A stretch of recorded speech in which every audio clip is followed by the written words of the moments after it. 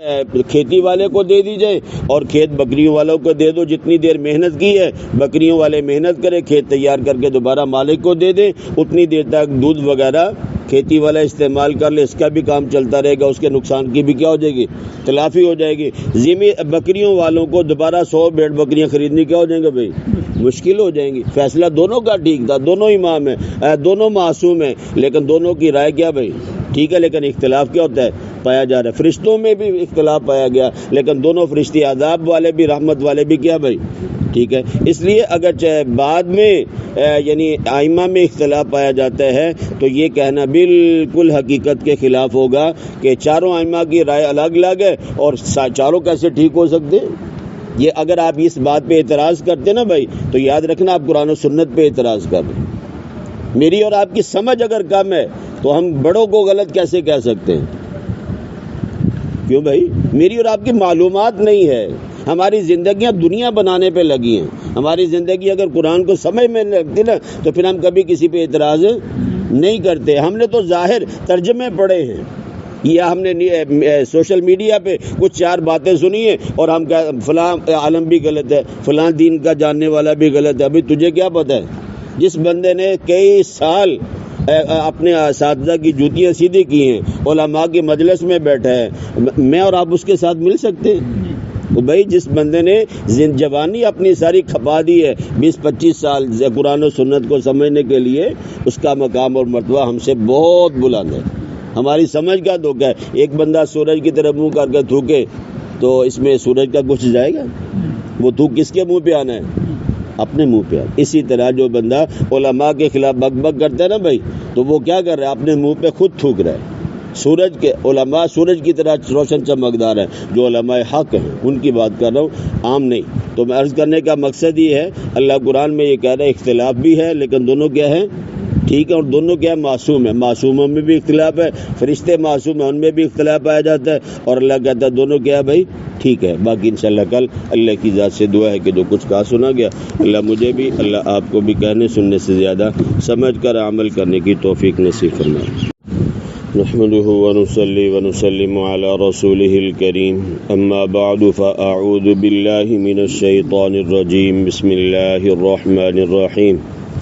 وداود وسليمان إذ يحكمان في الحرث إذ نفشت فيه غنم القوم وكنا لحكمهم حافظين.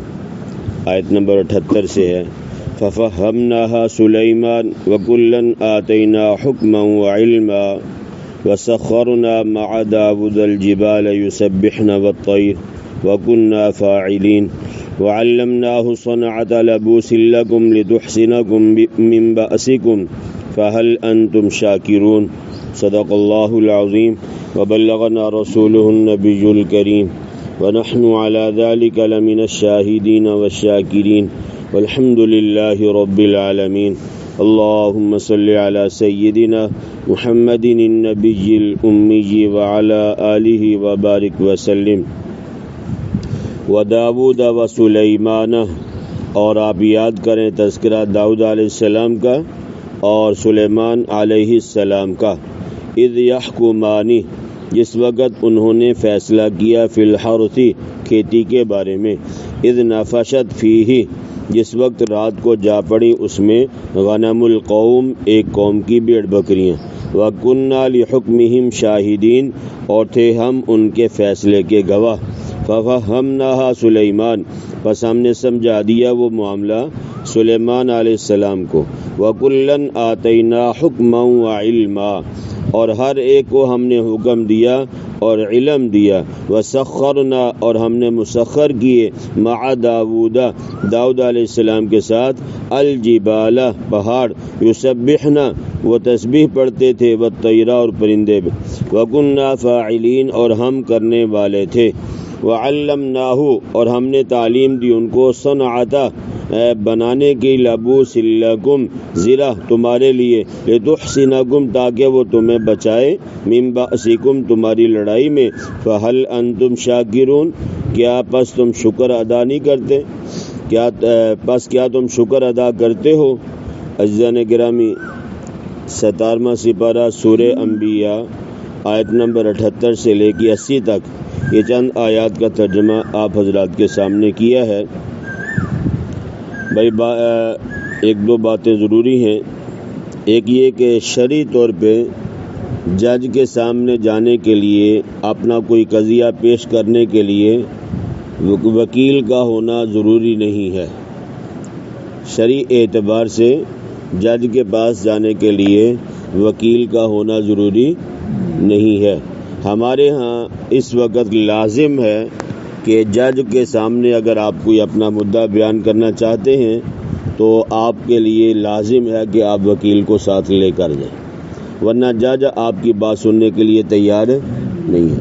حالانکہ یہ شرعی معاملہ اگر دیکھا جائے، شرعی مسئلہ، تو شرعی طور پہ وکیل کا ہونا ضروری نہیں ہے۔ ہاں ایک وہ الگ بات ہے کہ ایک آدمی یہ سمجھتا ہے کہ میں اپنی بات کو ٹھیک طور پہ جج کو سمجھا نہیں سکوں گا، میں اپنا جھگڑا، اپنا قضیہ، اپنا معاملہ جج کے سامنے کھل کر پیش نہیں کر سکتا، تو وہ اگر وکیل ساتھ لے جائے تو اس کی بھی گنجائش ہے۔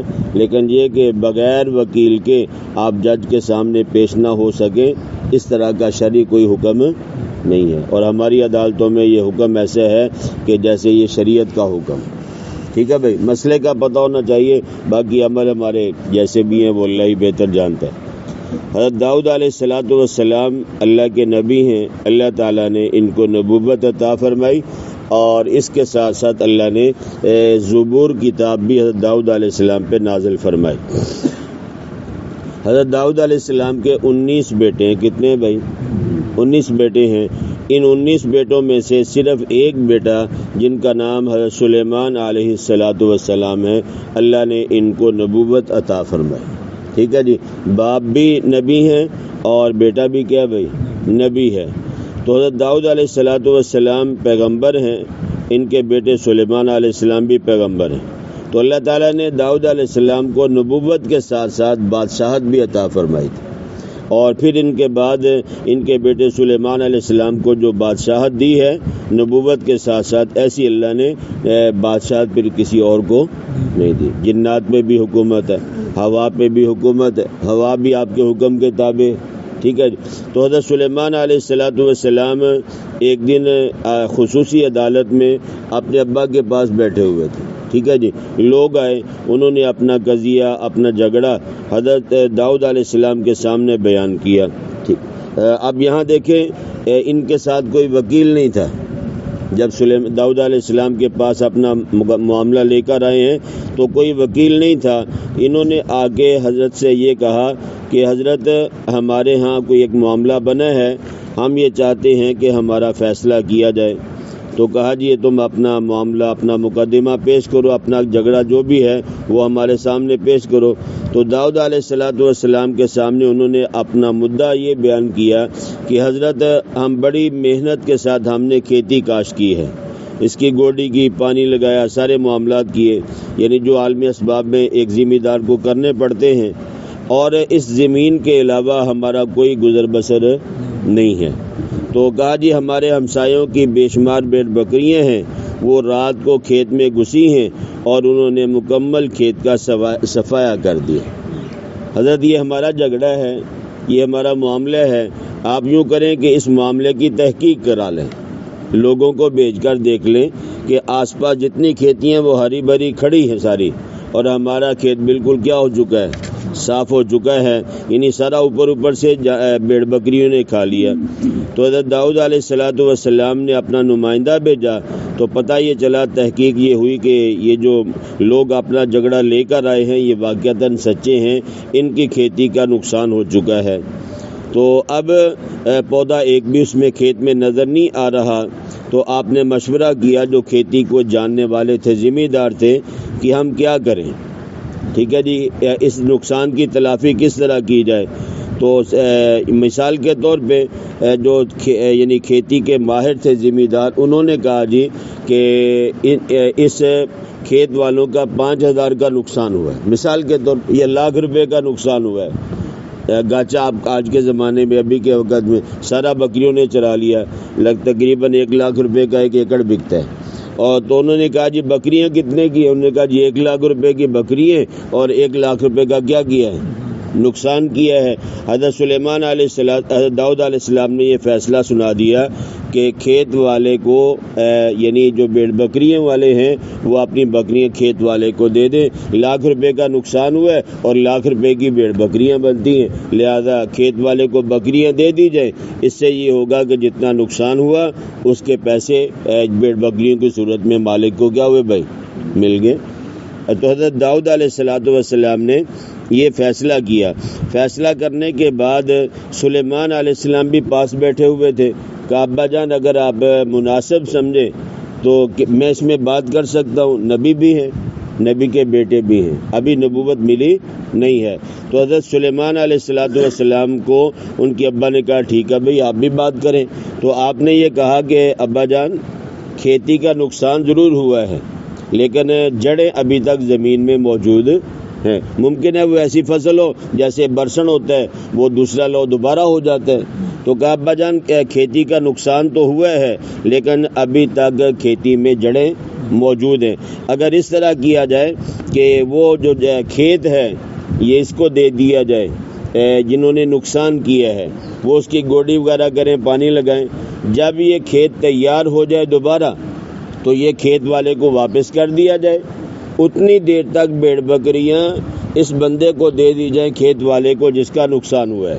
یہ ان کو چارہ بھی کھلائے کیونکہ ان کا گزر بسر اور کچھ نہیں ہے، اس کے دودھ کو یہ استعمال کریں. 2 مہینے 3 مہینے یا جتنی دیر کے بعد فصل تیار ہو جائے گی بکریوں والوں کو بکریاں واپس کر دی جائیں اور کھیت والے کو کھیت کیا کر دیا جائے بھائی، واپس کر دیا جائے. اس سے یہ ہوگا بھیڑ بکریوں والوں نے جو نقصان کیا ہے وقتی طور پہ ان کو مشکل ہوگی لیکن بعد میں 100 بکریاں 50 ہیں وہ دوبارہ ان کے پاس چلی جائیں گی. کھیتی والوں کا کھیت جو نقصان ہوا وہ تیار کر کے دوبارہ فصل ان کو دے دیں گے، کسی کا نقصان نہیں ہوگا. تو یہ فیصلہ سنا دیا گیا. پہلا فیصلہ بھی ٹھیک تھا، دوسرا فیصلہ بھی ٹھیک. پہلا بھی پیغمبر ہے، دوسرا بھی پیغمبر ہے، ٹھیک ہے بھائی. تو اب دونوں معصوم بھی ہیں. دونوں کیا ہیں؟ جو آج کا موضوع ہے نا، اصل بات جو آپ کو سمجھانا چاہتا ہوں وہ یہ سمجھانا چاہتا ہوں کہ معصوم ہے نبی دونوں، اور دونوں کے رائے میں کیا ہوا بھائی، اختلاف ہوا ہے. ایک نے فیصلہ ایک انداز سے کیا، دوسرے نے فیصلہ دوسرے انداز سے کیا ہے، اور دونوں کا فیصلہ ٹھیک ہے. لاکھ روپے کا نقصان ہوا تو لاکھ بھرتا با ٹھیک ہے. کیوں بھائی، آپ کا لاکھ کا نقصان ہوا ہے، آپ کو لاکھ روپے کی جنس دے دی گئی، آپ کا نقصان پورا ہو گیا، آپ بھی راضی، دینے والا بھی راضی. دوسرے نے یہ فیصلہ کیا کہ 6 مہینے یا 3 مہینے فصل تیار ہو جائے گی، اتنے میں بھیڑ بکریوں والے کیا کریں، کھیت پہ محنت کریں کیونکہ ذمہ دار نے پہلے محنت کی ہے. بھیڑ بکریاں زمین والوں کو دے دو، وہ اپنا گزر بسر کریں گے. 3 مہینے کے بعد کھیت والے کو فصل مل جائے گی، بھیڑ بکریوں والوں کو بھیڑ بکریاں مل جائیں گی. اب دونوں معصوم ہیں اور دونوں کے فیصلے میں اختلاف پایا جاتا ہے. باپ کا فیصلہ کچھ اور ہے اور بیٹے کا فیصلہ کچھ اور ہے دونوں ٹھیک ہے. دونوں کیا ہے، ٹھیک ہے. ایک بات اٹھائی جاتی ہے کہ مشہور امام 4 ہیں. کتنے بھائی؟ امام اعظم امام ابو حنیفہ رحمہ اللہ، امام مالک رحمہ اللہ، امام محمد بن حنبل رحمہ اللہ، امام شافعی رحمہ اللہ. پوری دنیا کے اندر ان چاروں ائمہ کی تقلید کی جاتی ہے. ٹھیک، سب سے زیادہ مقلد امام ابو حنیفہ رحمہ اللہ کے ہیں. سوال یہ ہوتا ہے کہ کہتے ہیں جی یہ کہتے ہیں، ایک کہتا ہے رفع یدین کرنے والا کہتا ہے میں بھی ٹھیک ہوں، نہ کرنے والا کہتا ہے میں بھی ٹھیک ہوں، دونوں کی نماز ہو جاتی ہے. جب نبی پاک صلی اللہ علیہ وسلم سے یہ باتیں لی گئی ہیں تو اختلاف کہاں سے آیا؟ ٹھیک ہے بھائی، بتانا یہ چاہتا ہوں کہ بعض دفعہ اختلاف ہوتا ہے، دونوں اپنی اپنی رائے پہ ٹھیک بھی ہوتے ہیں، غلط نہیں ہوتے، لیکن یہ کہ اختلاف پھر بھی پایا جاتا ہے. وہ تو بعد کے ہیں، چاروں ائمہ حضرات نبی پاک صلی اللہ علیہ وسلم کے بعد صحابہ کا دور ہے، صحابہ کے بعد تابعین کے دور میں یہ حضرات آئے ہیں، لیکن ان کا اختلاف بھی ہے، پھر بھی یہ ٹھیک ہے. یہ ٹھیک کیسے ہیں یہ بتانا چاہتا. دو نبی ہیں، معصوم ہیں، باپ بیٹا رشتہ بھی پایا جاتا ہے، لیکن اختلاف رائے میں کیا ہے، فرق ہے نا. اور دونوں کیا ہیں، ٹھیک بھی، دونوں کیا ہیں، غلط کوئی نہیں ہے. سلیمان علیہ السلام کا فیصلہ بھی ٹھیک، داؤد علیہ السلام کا فیصلہ بھی کیا ہے، ٹھیک ہے. اور لیکن اختلاف رائے میں دونوں میں کیا ہوتا ہے، پایا جاتا ہے. اچھا، یہ تو ایک ہے. دوسرے نمبر پہ حدیث پاک میں آتا ہے کہ مجتہد سے اگر غلطی ہو جائے اللہ اسے ایک نیکی دیتے، ایک اجر ملتا ہے، اور اگر وہ اپنے رائے میں اپنے مسئلہ نکالنے میں قرآن و سنت سے صحیح کامیاب ہو جاتا ہے اللہ تعالیٰ اس کو دوہرا اجر دیتے ہیں۔ ٹھیک ہے جی، اگر غلطی کھا گیا پھر بھی انسان اس نے محنت کی ہے اللہ پھر ایک اجر دیتے ہیں، اور اگر اس کی رائے ٹھیک ہو جائے تو اس کو دوہرا اجر ملتا ہے۔ یہ فرمان عالی ہے۔ اچھا، اسی طرح بخاری شریف میں آتا ہے کہ پہلے یعنی اس میں امتوں میں یعنی اچھا نبی معصوم ہیں، فرشتے بھی کیا ہیں بھائی؟ فرشتے بھی فرشتوں کی رائے میں بھی اختلاف پایا گیا، فرشتوں کی رائے میں بھی کیا بھائی اختلاف پایا گیا، اور دونوں فرشتوں کی رائے بھی کیا ہے اللہ کہتے ٹھیک ہے۔ اب مثال کے طور پہ آپ نے یہ واقعہ کئی بار سنا ہے کہ جس وقت یعنی یہ نیکی کی مجلس ہے، یہاں کسی کی کوئی ذاتی خواہش اللہ اور اس کے رسول کی محبت میں، قرآن کی محبت میں ہم لوگ بیٹھے ہوئے، جب ایسی کہیں بھی مجلس آتی ہے، بخاری اور مسلم شریف کی روایت ہے کہ فرشتے آ جاتے ہیں، فرشتے ہمارے اور آپ کے سروں سے لے کے وہ آسمان تک فرشتوں کا تانتا بن جاتا ہے۔ ٹھیک ہے بھائی، یہ فرشتے جب واپس جاتے ہیں اللہ جاننے کے باوجود پوچھتے ہیں کہاں سے آئے ہو؟ فرشتے کہتے ہیں اللہ ایک جگہ پہ بیٹھے ہوئے تھے، وہاں تیرا تذکرہ چل رہا تھا۔ ٹھیک ہے جی، تو اللہ تبارک و تعالی ساری معاملات پوچھنے کے بعد یہ فیصلہ سناتے ہیں کہ تم گواہ رہنا، ہم نے ان سارے مجلس والوں کو کیا کر دیا بھائی؟ بخش دیا۔ ہم نے کیا، وہ ہماری محبت میں بیٹھے تھے، ہم ان سے خوش ہوئے، ہم نے ان کے بخشش کا اعلان کر دیا۔ ٹھیک ہے جی، اب فرشتے جو پیغام لے کے جانے والے ہیں ان میں ایک فرشتہ کہتا ہے باری تعالیٰ سارے لوگ اپنے تیری محبت کے لیے بیٹھے، ایک آدمی باہر سے آیا، اس نے بیٹھنے والوں میں سے کسی سے کوئی کام، موبائل لینا تھا، پیسے لینے تھے یا کوئی بات پوچھنی تھی، وہ آیا، بات پوچھ کے کیا ہو گیا بھائی؟ چلا گیا۔ ٹھیک ہے جی، تو لہذا اس کے دل میں یہ تھا کہ اس کی بخشش نہیں ہونی چاہیے تھی، اس لیے کہ وہ آیا نہیں تھا مجلس میں بیٹھنے کے لیے، اپنے کام سے آیا تھا۔ اللہ کہتے ہیں وہ مجلس ایسی برکت والی تھی، ہم نے اس کی برکت سے اس کی بھی کیا کر دی بھائی؟ بخشش کا اعلان کر دیا۔ اب یہاں فرشتوں کی رائے میں بھی کیا آ رہا ہے؟ اختلاف آ رہا ہے۔ وہ فرشتہ بھی ٹھیک ہے کیونکہ اللہ نے جب اعلان کیا آنے والا تو مجلس میں بیٹھنے کے لیے نہیں آیا تھا، آنے والا تو ذاتی کام سے آیا تھا، پھر بھی اللہ نے کیا کر دیا بھائی؟ معاف کر دیا۔ اگر فرشتے کو اختلاف نہ ہوتا فرشتہ خاموش رہتا۔ ٹھیک ہے جی، اسی طرح آپ حضرات نے سنا بخاری شریف کی روایت ہے کہ پہلی امتوں میں سے ایک آدمی نے 99 قتل کیے، کم 199 قتل کیے تھے، کتنے بھائی؟ 99 قتل کیے ہیں۔ دل میں خیال ہے یار میں نے اچھا نہیں کیا، تو کیا میری توبہ قبول ہو سکتی ہے؟ اس وقت عالم نہیں ہوتے تھے، پادری ہوتے تھے، عیسائی مذہب حق تھا۔ تو جب یہ ایک پادری کے پاس گیا، جا کے پوچھا بھائی میں نے 99 قتل کیے ہیں تو میری بخشش ہو سکتی ہے، میری توبہ قبول ہو سکتی ہے؟ کہا 99 قتل کیے ہیں، توبہ کیسے؟ ٹھیک ہے جی، تو اس نے کہا چل بھائی گنتی پوری کرو۔ اس نے اس کو بھی کیا کر دیا؟ سارے ناجائز ہی قتل کیے تھے نا بھائی، ایک اور بھی کر دیا تو 100 پورے ہو گئے۔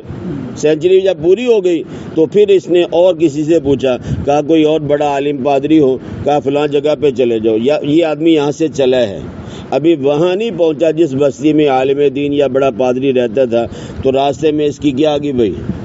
موت آ گئی، یہ بندہ فوت ہو گیا۔ اب عذاب والے فرشتے بھی آ گئے کہ اس نے 100 قتل کیے، اور جو رحمت والے فرشتے وہ بھی آ گئے کہ یہ بندہ توبہ کی نیت سے جا رہا تھا۔ اب دیکھیں بعد میں اللہ نے تو خیر اس کی بخشش کر دی، لیکن یہاں سوال یہ پیدا ہوتا ہے کہ دونوں فرشتے رحمت والے بھی اور عذاب دینے والے بھی معصوم مخلوق ہے کہ نہیں بھائی؟ دونوں میں اختلاف پایا گیا کہ نہیں؟ کیوں بھائی رائے میں اختلاف ہوا یا نہیں؟ آپ کس کو کہیں گے غلط ہے؟ اس نے 100 قتل کیے۔ اچھا محدثین اس واقعے کو لے کے بڑے پریشان ہیں کہ ایک بندے کو قتل کیا جائے، بڑی دیر تک عذاب جہنم ہے اگر وہ بندہ مسلمان ہے قتل کرنے والا، مقتول کا معاملہ الگ ہے، لیکن یہاں 100 بندوں نے کو قتل کیا اس آدمی نے، ٹھیک ہے جی، اور ناحق قتل کیے، اور یہاں کیا ہو رہا ہے کہ جاتے ہوئے توبہ کی نیت سے گیا ہے اور اللہ نے کیا کر دیا بھائی؟ اس کو بخش دیا ہے۔ تو یہ سوال یہ پیدا ہوتا ہے کہ اس کو عذاب نہیں ہوا، جبکہ یہ بندہ عذاب کا مستحق تھا. اب فرشتوں میں اختلاف رائے پائے گی. فرشتے معصوم مخلوق ہیں. عذاب والے کہتے ہیں ان کو عذاب ہونا چاہیے, 100 بندوں کا قاتل ہے. رحمت والے کہتے ہیں فرشتے کہ یہ بندہ توبہ کی نیت سے چلا تھا, اگر اس کی زندگی وفا کرتی ہے جا کے توبہ کر لیتا. کیوں بھائی ایسے تھا یا نہیں؟ اب فرشتے معصوم ہیں, اختلاف رائے پایا گیا ہے, لیکن دونوں فرشتے اپنی اپنی جگہ پہ کیا ہیں, ٹھیک ہے جی. آپ کسی ایک کو بھی غلط نہیں کہہ سکتے. تو بہرحال یہ کہ محدثین پریشان اس لیے ہیں کہ 100 بندوں کے قاتل کو فوراً بخش دیا گیا, سزا کیوں نہیں دی گئی؟ اصل بات پھر یہ ہے, محدثین کی رائے یہ ہے کہ اللہ تعالیٰ خزانوں کا مالک ہے. جتنے لوگوں کے حق مارے گئے, 100 بندوں کو قتل کیا گیا ہے, اللہ کی رحمت جوش میں اس کو معاف کر دیا گیا. کل قیامت کے دن اللہ تعالیٰ تمام جو مقتولین تھے 100 کے 100, اللہ ان کے حق کو اپنے خزانوں سے ادا کرے گا. خزانوں سے ادا کر کے ان تمام کو راضی کرے گا, جنت کی صورت میں یا ان کے گناہوں کو مٹانے کی, جیسے بھی کرے گا اللہ تمام کے حق کو ادا کرے گا اس بندے کی طرف سے. بات سمجھ آئی نہیں؟ پھر یعنی اس کو جنت میں داخل کیا جائے گا. تو ہمارا موضوع یہ تھا آج کی گفتگو کا کہ رائے میں اختلاف آ سکتا ہے, صرف انسانوں ہمارے میں نہیں, یہ نبیوں سے بھی چلا رہا ہے, یہ فرشتوں سے بھی چلا رہا ہے. اختلاف رائے آتا ہے اور دونوں فریق کیا ہوتے ہیں بھائی, حق پہ ہوتے ہیں, کسی ایک کو بھی غلط نہیں کہا جا سکتا. یہ قرآن سے بھی ثابت ہے, یہ حدیث مبارکہ سے بھی ثابت ہے. اس لیے یہ نہیں کہا جا سکتا کہ چاروں ائمہ ہم کہتے ہیں ٹھیک ہے, وہ کہتے ہیں یہ ایک عجیب فلسفہ ہے کہ ایک بندہ کہتا ہے یہ چیز کرو تب بھی ٹھیک ہے, دوسرا کہتا ہے نہ کرو پھر بھی ٹھیک ہے. اے مولویاں دی لڑائیاں سانو سمجھ نہیں آتی ہیں, اور بھائی تانوں مولویاں دی نہیں سمجھ آ رہی ہے, تانوں فرشتیاں دی لڑائی سمجھ آ رہی, تانوں نبیاں دی اختلاف رائے سمجھ نہیں آ رہی. یہ قرآن بتا رہا ہے, یہ کسی فرقے کی بات نہیں ہے. ٹھیک ہے بھائی, آپ دوبارہ ترجمہ سنیں, آپ کو بات جلدی اور زیادہ سمجھ آئے گی انشاءاللہ. وَدَاوُدَ وَسُلَيْمَانَ اِذْ يَحْكُمَانِ فِي الْحَرْثِ, اور داؤد علیہ السلام کو آپ یاد کریں یا تذکرہ کریں داؤد علیہ السلام کا, وسلیمان اور سلیمان علیہ السلام کا, اذ یحکمانی جس وقت انہوں نے فیصلہ کیا فی الحرث, کس کے بارے میں بھائی, کھیتی کے بارے میں. اذ نفشت فیہ غنم القوم, جس وقت رات کو جا پڑی اس میں ایک قوم کی بھیڑ بکریاں. وکننا لحکمہم شاہدین, اور تھے ہم ان فیصلے کے گواہ. کیا تھے بھائی, اللہ کیا کہہ رہے ہیں, جب دونوں باپ بیٹوں نے فیصلہ کیا, گواہ کون تھا بھائی, اللہ تعالیٰ. اور اس جھگڑے کے فیصلے کا ہمیں بتایا کس نے, بولو بھائی, اللہ نے. اللہ نے کسی ایک کو غلط کہا ہے؟ یا تو یہ ہوتا نا بھائی کہ سلیمان علیہ السلام کا فیصلہ اللہ کہتا ہے یہ زیادہ اچھا تھا, داؤد کا فیصلہ غلط تھا. یہ قرآن میں کہیں ہے؟ اللہ تعالیٰ کہتے ہیں جھگڑا ہو رہا تھا, فیصلہ کیا گیا, دونوں باپ بیٹوں نے فیصلہ سنایا, اور اس دونوں فیصلوں کا گواہ کون تھا, اللہ تھا. ٹھیک ہے بھائی, دو نبی ہیں, معصوم ہیں, اختلاف پایا گیا, لیکن دونوں اپنی اپنی جگہ پہ کیا بھائی. اور 13 لاکھ روپے کا نقصان ہے, 13 لاکھ مل گیا, روڑا کڑی چاہتا. داؤد علیہ السلام کا فیصلہ یہ تھا, بات سمجھ آئی نہیں. اور سلیمان علیہ السلام کا فیصلہ یہ تھا چلو کچھ